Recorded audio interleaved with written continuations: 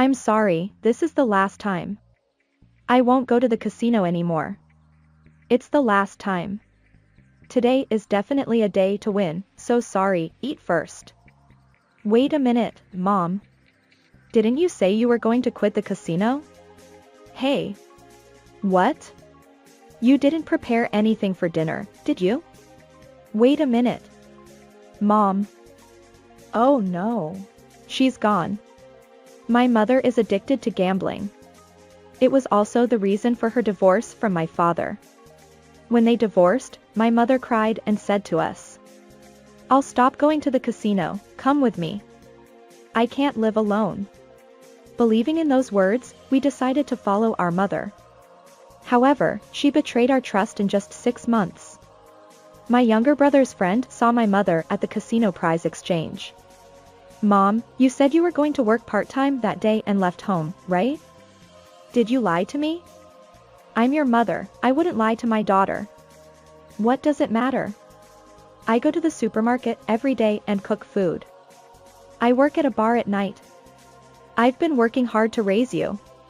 Even if I let off some steam at the casino, nothing bad will happen." Certainly, my mother supported our family in place of my father who had a chronic illness. At that time, when my father was hospitalized for a long time, my younger brother was still young and I was still a junior high school student who couldn't work part-time yet. So my mother worked double shifts day and night alone to support our family. There was a sense of guilt at that time, so even though my mother became obsessed with the casino and spent our family's money, my father endured it for many years. My mother was quite shocked when they finally got divorced and said she had learned her lesson from the casino. But it only lasted 6 months. I understand. It's okay to go out and relieve stress occasionally. But promise me? Don't threaten our family finances. If you break that promise, I'll leave with William. I understand. It's okay, because it's just for fun. I'll make sure not to bother Dorothy or William. We learned that those words were quickly overturned on a winter day 3 years after I graduated from high school and started working at a local real estate company. Mom, this postcard says it's a credit card company's reminder letter. What does that mean? Huh? Oh. No, it's nothing, it's nothing. Mom, are you making debts at the casino? No, this is different. What's different? Mom. Did you lie to us again? Suddenly, my mother apologized. I'm sorry. Mom did too much. Why? You promised me. Just play within limits. Really, I just wanted to play at first. But then I lost, I was going to get it back right away. Please forgive me. I always say that no one wins at the casino. If someone wins at the casino, they would have already become rich and quit the casino. Why do people keep playing at casinos for so long? Because everyone is losing and trying to get their money back. We talked about this together last time when we went to see the owner of the casino's house together. Do you remember? I remember. Dorothy said that Mom might have given him one whole door as a gift. That's right. People who play at casinos become their prey. Like spiders wrapping insects tightly with threads and sucking nutrients out of them, those people use your desire for money to wrap you up tightly like that. So they suck up all the money that Mom worked hard for and get fat on it without any gratitude or appreciation from Mom. Don't you realize that when you notice it, you will be left with only bones and skin? Mom. But the magazine had a winning strategy in it. What? How much was that magazine? It was $12, but why? Then, think about it this way. If you had a dreamlike winning strategy that would guarantee you to win at the casino, would you teach it to strangers for $12? No, I wouldn't. Not for $12 or any amount of money. After all, I must have worked hard to come up with it. I'll make money on my own. That's right. But as I said earlier, there is no such thing as a winning strategy in the first place. Even if there was one, would anyone teach it to others for thousands of dollars? Those people say there is a winning strategy and sell magazines. They're happy if the magazine sells. Do you think they're writing it because they really want you to make money?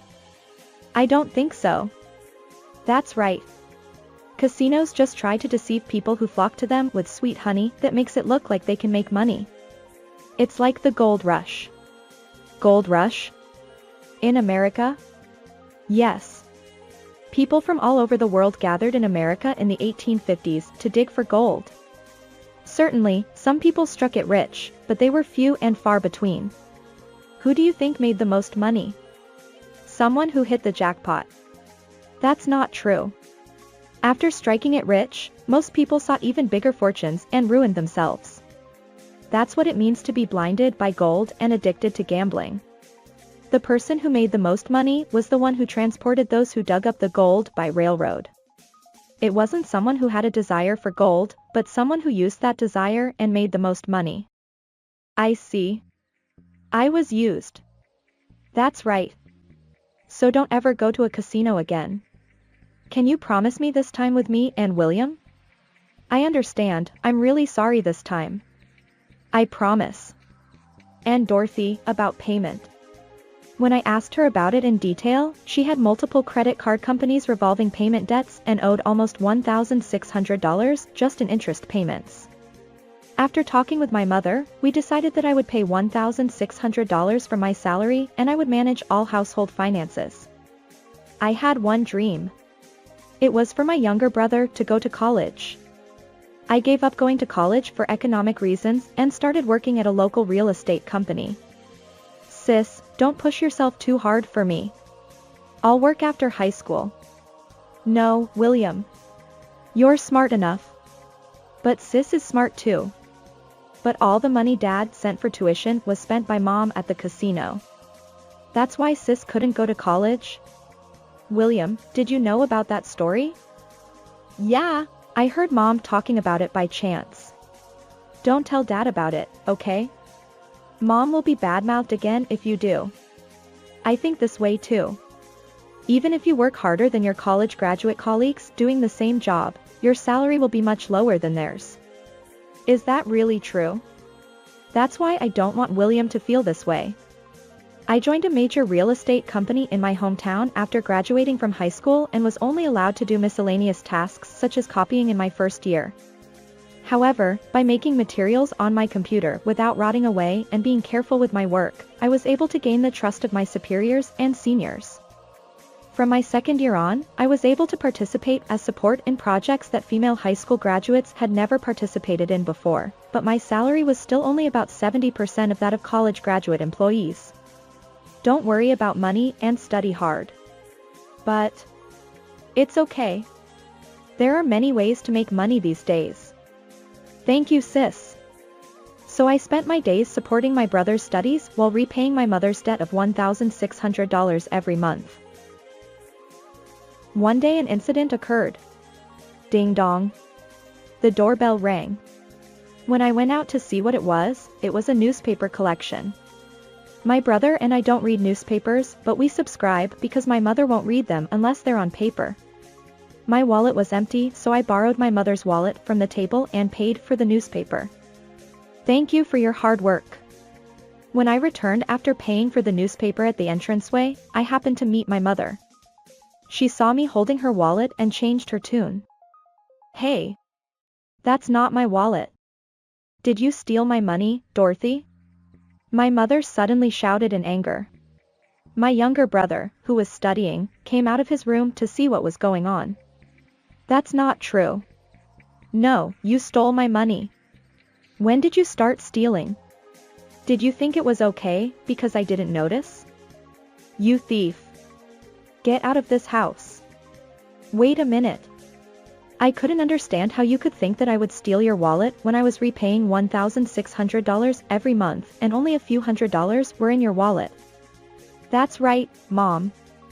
Dorothy is not that kind of person. You too, William? Are you two in cahoots? What? It was hopeless. She had always been like this. Nothing I said would change her. Her eyes changed as soon as money was involved. It was the moment when I realized that she would always be obsessed with money and never change. If that's the case, she can lose something important and regret it later. I decided to leave. Okay. Fine. I'll gladly leave this house. William, we're leaving. Prepare your study materials and clothes for 2 or 3 days. Wait a minute, Dorothy. Mom should apologize. I won't apologize. I don't have a head to apologize to a thief. William, hurry up. Okay. We quickly packed our things.